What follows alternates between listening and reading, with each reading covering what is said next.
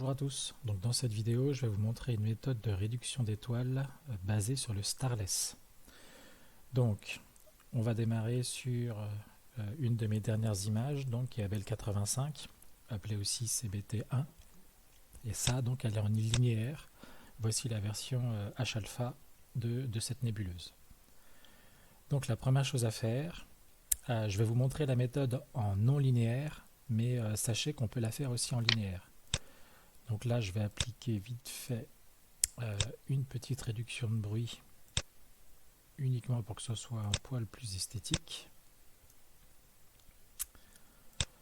Sachant que la réduction de bruit, je vais la faire très sommaire. Là, je ne vais pas utiliser TGV denoise, mais juste, voilà, une petite réduction de bruit vite fait, avec des paramètres tout faits très simples. Voilà ce que ça donne au niveau du fond de ciel, bon, qui était déjà assez propre, hein, avant, après. Voilà, très simple. Je ne vais pas faire plus que ça en réduction de bruit. Donc voilà mon image en linéaire, ici. Je vais la délinéariser de manière pareille, très sommaire. Hop, délinéar, voilà. Je vais en rouvrir une autre à la limite pour montrer la linéaire, ce que ça donnera au final. Donc celle-là, c'est la linéaire. Et celle-là, c'est la nouvelle qu'on va appeler H. Voilà. Donc première chose, on va venir la copier et on va faire notre masque starless. Donc on va la surnommer starless. Voilà. Une fois qu'on l'a surnommé starless, on vient appliquer le process en cochant create star mask. Donc on va faire une starless là-dessus.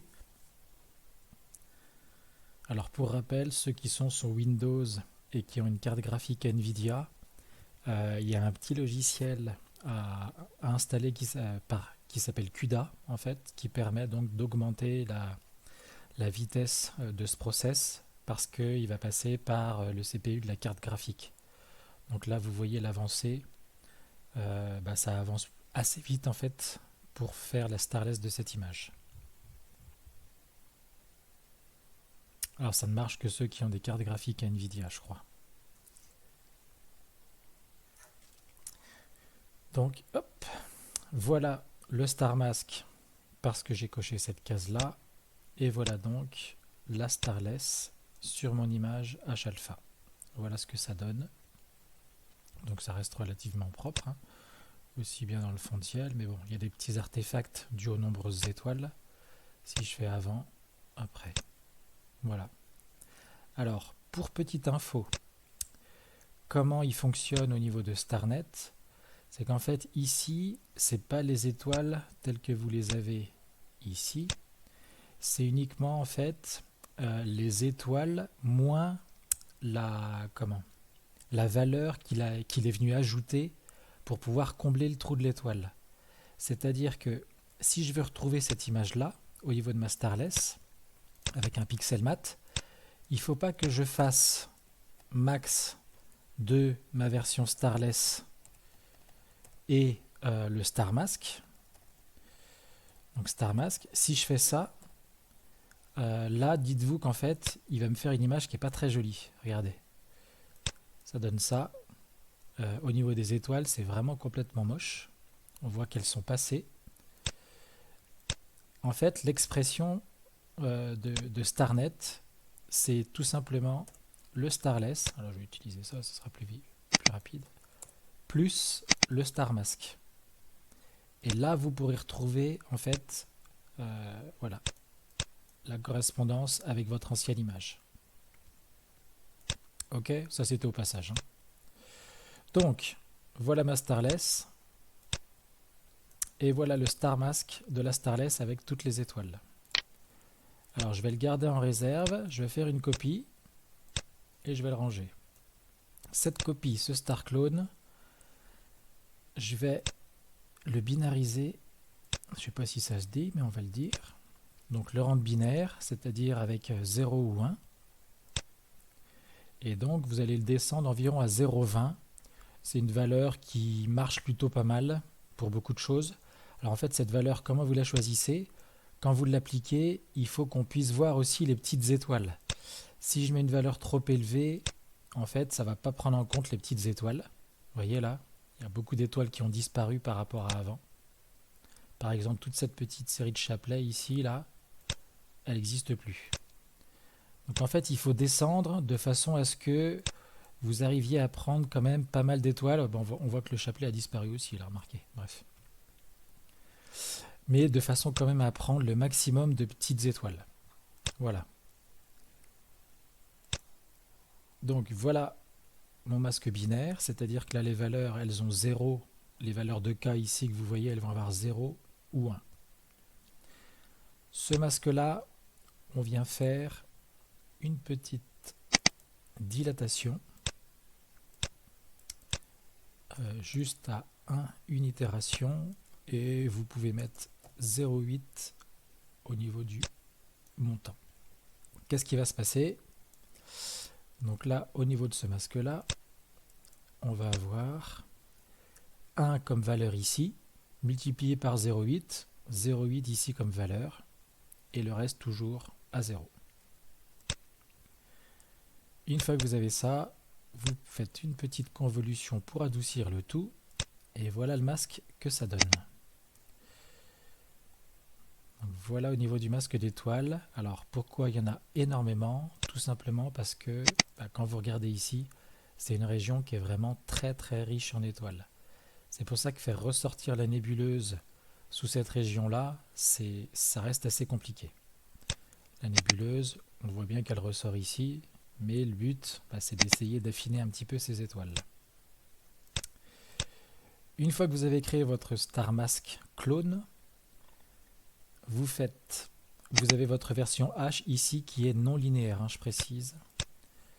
Vous faites un pixel mat avec l'expression donc votre Star Mask clone moins donc la version non linéaire H.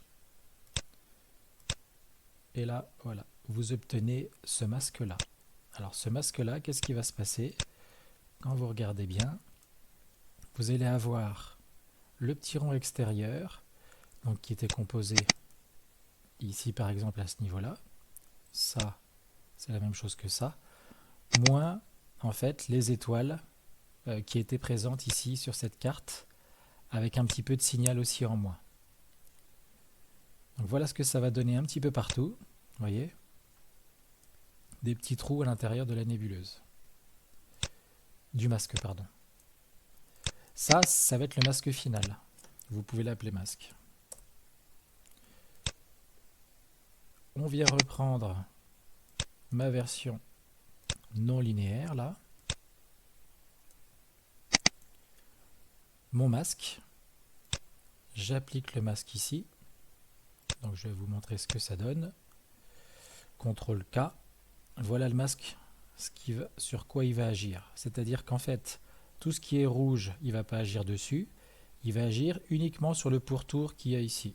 Sur tous les pourtours. Donc quand vous regardez, en fait, il va agir que sur les pourtours d'étoiles.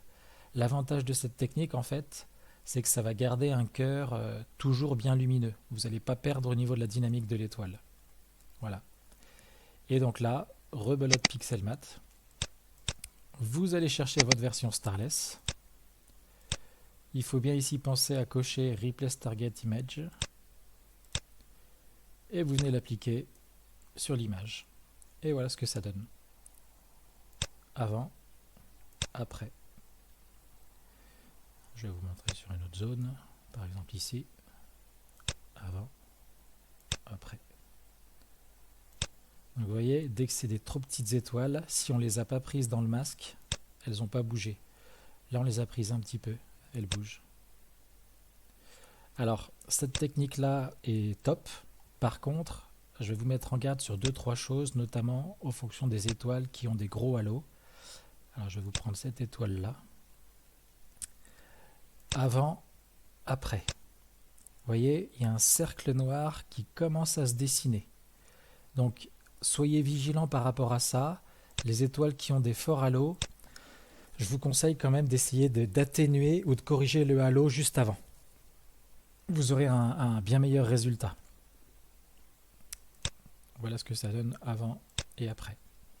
Si vous êtes dans une image où il n'y a quasiment pas de halo, eh ben je vous réinvite à faire cette technique une deuxième fois pour pouvoir encore diminuer la taille des étoiles si vous voulez. Après, si vous ne voulez pas la diminuer, vous pouvez revenir à votre masque standard, ici, et puis pourquoi pas donc faire un star mask, on va dire normal, sur les masques d'étoiles. Et là, à ce moment-là, vous aurez un beau star mask pour pouvoir continuer éventuellement une autre réduction d'étoiles si vous voulez atténuer un petit peu justement la dynamique pour éviter que ce soit trop présent sur votre image. Vous pouvez toujours faire un star mask de cette zone et une réduction d'étoiles assez classique que je vais vous montrer.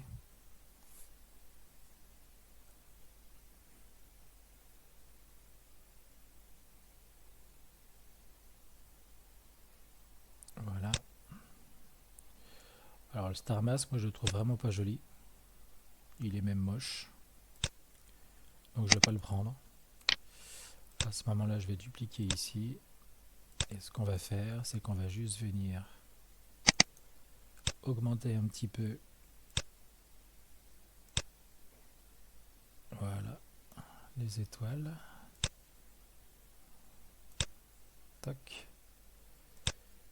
Et refaire une petite convolution dessus, histoire d'adoucir les contours. Alors là, c'est trop. Donc on vient diminuer ce paramètre-là. Voilà, un petit peu moins. Voilà. Donc là, c'est pas mal. Là, j'ai un masque d'étoiles qui est déjà plus joli. Je viens l'appliquer sur mon image et après, réduction d'étoiles classique. Donc, les paramètres ici. Et on vient l'appliquer sur l'image. Inconvénient de cette méthode, c'est que vous allez voir l'étoile ici, donc elle va perdre un petit peu donc, de sa brillance.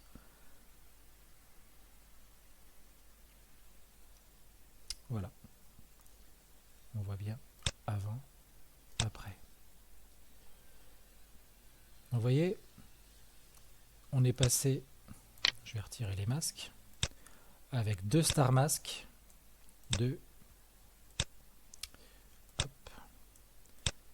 on est passé de cette image à cette image. Voilà. Donc c'est quand même pas mal déjà. On a bien réduit au niveau des étoiles. Alors ce que je vous disais au niveau de ces masques-là, c'est que l'avantage, ouais, je vais la garder. L'avantage, c'est qu'il peut être aussi fait en linéaire. Alors pour ça, il y a un petit process qui existe. Donc là, voilà, ça c'est mon image linéaire. Vous la dupliquez, linéaire clone. Et c'est un script ici dans Utilities qui s'appelle Linear StarNet. Une fois que vous avez Linear StarNet, vous appuyez sur Create a Mask. Linear Clone ici, vous rentrez bien donc l'image linéaire que vous voulez traiter et vous appuyez sur Execute. Quand vous faites ça, donc il va vous créer plusieurs masques et surtout en fait, il va vous mettre donc cette image en linéaire en starless. Vous pouvez faire du coup quelques traitements dessus. Par exemple, tout ce qui est déconvolution où les étoiles, on agit dessus en général et c'est assez compliqué au niveau du de-ringing, etc. Ça vous permet de pouvoir travailler la déconvolution dessus. Seule chose, pensez bien à faire votre PSF avec les étoiles évidemment, sinon c'est impossible. Donc vous faites votre PSF avec les étoiles et derrière, voilà, vous avez votre image ici, toc, qui est donc en linéaire. Alors avec pas mal d'artefacts, hein, évidemment. Ici, Star Map qu'il faut garder. Clipping Mat, vous pouvez la virer. Donc Star Map, c'est votre carte d'étoiles. Donc il faudra la rendre linéaire en fait. non linéaire, pardon. Et une fois que vous l'avez rendu non linéaire, voilà, celle-là, vous faites le même procédé que j'ai fait juste avant au niveau de ce star mask. C'est-à-dire que vous la refaites binaire. Une fois binaire, vous dilatez un petit peu les étoiles, donc à environ facteur 0,8, une convolution. Vous appliquez votre masque ici. Et une fois que vous avez fait la convolution, vous faites la convolution moins le star mask. Et je vais vous montrer ici ce que ça donne. Alors moi, ça sert à rien de le refaire, hein, vu que moi j'ai déjà fait le masque en fait. Voilà, j'ai déjà fait ce masque-là. Ça équivaut en fait à ce masque-là au final. Hein. Je viens l'appliquer sur mon image en linéaire. Je prends bien du coup dans le pixel mat linéaire clone.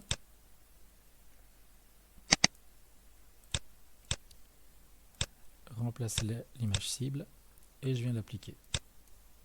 Toc. Et voilà ce que ça donne. Avant, après. Donc rien que déjà sur l'image en linéaire, on peut se permettre aussi de faire une petite réduction d'étoiles. Donc c'est plutôt intéressant. Donc voilà ce que ça donne. Alors ça on peut l'effacer du coup. Alors, les limites, donc je vous ai dit, c'est les étoiles qui présentent éventuellement des halos. Et je vous avoue que j'ai pas testé sur les étoiles, les personnes qui ont des newtons et qui ont des aigrettes au niveau des étoiles. D'ailleurs, je serais curieux de voir ce que ça peut donner. Je pense que ça peut fonctionner pour une raison toute simple en fait, c'est que quand vous binarisez, par contre, il faudra juste faire attention à ce que les aigrettes présentes soient aussi présentes dans votre masque binaire. C'est la condition pour pouvoir réduire les étoiles correctement avec un mode binaire. Voilà. Avec des aigrettes. Donc bah, écoutez, j'espère que ce petit tuto vous sera utile. C'est deux méthodes donc assez rapides et très simples de réduction d'étoiles. Moi je trouve qu'au final c'est déjà pas mal. Et les étoiles en fait ça leur permet, alors là c'est l'ancien mais si je mets toc, voilà, ça permet aux étoiles de garder aussi, donc je vous dis leur dynamique par rapport au masque d'étoiles classique où là ça les éteigne un petit peu. Donc tout dépend ce que vous aimez aussi, de la sensibilité que vous avez. À vous de voir. Voilà. Et bien écoutez, à bientôt.